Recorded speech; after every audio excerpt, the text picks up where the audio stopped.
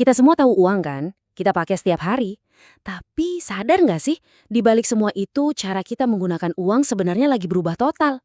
Perubahannya pelan-pelan, nggak kelihatan, tapi dampaknya, wah, luar biasa. Coba-coba deh ingat-ingat lagi. Kapan ya terakhir kali pegang cash banyak? Mungkin waktu bayar DP sesuatu? Atau jangan-jangan udah lama banget ya? Nah, pertanyaan ini penting karena ini nunjukin ada sesuatu yang udah bergeser dalam hidup kita semua. Dan disinilah letak kuncinya. Uang kita tuh udah berevolusi. Dari yang tadinya bentuk fisik, bisa dipegang, bisa diraba, sekarang jadi ya sekedar informasi, data digital di dalam sistem komputer. Sesuatu yang nggak kelihatan, tapi justru inilah inti dari semua pembicaraan ini. Oke, sekarang biar kita benar-benar paham soal uang digital, kita perlu mundur sedikit. Kita perlu lihat sejarahnya. Kenapa? Karena sejarah uang itu pada dasarnya adalah sejarah tentang bagaimana kepercayaan manusia itu berevolusi. Coba kita lihat polanya ya. Dulu banget kita mulai dari barter, tukar barang langsung. Terus kita pindah ke logam mulia, sesuatu yang kita semua setuju ada nilainya. Lanjut lagi ke uang kertas yang sebetulnya cuma secari kertas berisi janji. Dan sekarang, kita ada di era catatan digital. Nilainya ya cuma angka di layar. Makin kesini uang jadi makin abstrak kan? Nah, ini dia poin kuncinya. Penting banget. Pergeseran ini mengubah segalanya. Kepercayaan kita bukan lagi ke benda fisiknya, tapi ke siapa yang megang catatannya, yaitu bank dan lembaga keuangan. Kita percaya mereka bakal jagain catatan itu dengan benar. Jadi, kalau kita simpulkan, uang digital itu ya langkah selanjutnya dari evolusi ini. Puncak dari proses panjang, di mana uang jadi semakin gak berwujud. Semuanya balik lagi ke satu kata. Kepercayaan. Kepercayaan pada sistemnya. Sistem digital ini kan emang praktis banget ya.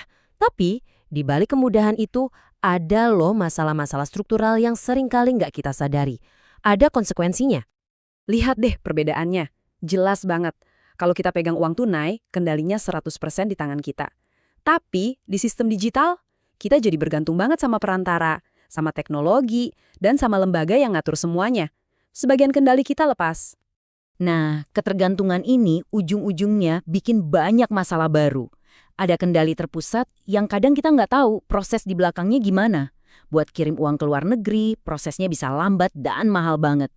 Intinya, masalah-masalah soal kendali, transparansi, dan efisiensi inilah yang akhirnya membuka celah untuk ide-ide baru. Dari sinilah kita mulai nyambung ke topik yang lagi panas banget. Kemunculan cryptocurrency itu bukan kebetulan, sama sekali bukan. Justru ia lahir sebagai sebuah respons, sebuah jawaban atas masalah-masalah yang barusan kita bahas. Ini poin yang penting banget buat kita ingat. Kripto itu nggak muncul tiba-tiba dari langit.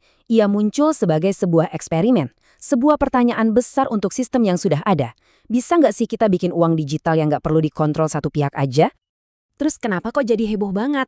Ya karena ini tuh kayak badai sampurna. Ada rasa nggak puas sama sistem yang sekarang, ada juga karena konsepnya pas banget sama dunia kita yang serba digital. Tentu nggak bisa dipungkiri ada hype dari media, ada keinginan orang untuk punya kendali lebih, dan ditambah lagi kondisi ekonomi global yang nggak menentu. Semua ini ketemu di satu titik. Inilah pertanyaan paling mendasar di balik ide cryptocurrency. Ini menantang konsep kepercayaan yang udah kita pegang selama ini.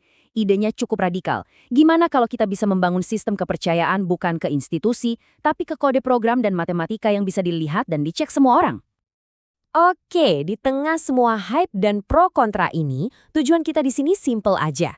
Bukan buat ngajak Anda milih satu pihak, tapi buat ngasih kerangka berpikir supaya kita bisa ngelihat topik ini dengan lebih jernih dan rasional. Betul sekali. Intinya bukan soal milih kubu A atau kubu B. Yang jauh lebih penting adalah ngerti kenapanya. Kenapa percakapan ini muncul? Dengan paham konteksnya, kita bisa punya opini yang lebih kuat dan gak gampang ikut-ikutan. Jadi, gimana caranya biar kita bisa lebih rasional? Ada 3 langkah sederhana. Pertama, pahami sejarahnya, seperti yang tadi kita bahas.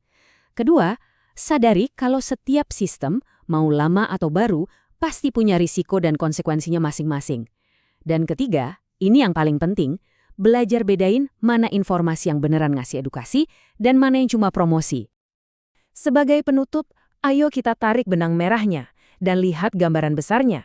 Karena percayalah, ini bukan cuma soal teknologi, ini jauh lebih besar dari itu. Coba kita renungkan ini. Sejarah nunjukin kalau cara kita ngatur uang itu selalu jadi cermin dari nilai-nilai kita, teknologi kita, dan cara kita bermasyarakat. Jadi, waktu kita lihat perdebatan soal uang digital dan kripto sekarang, kita sebenarnya lagi ngaca.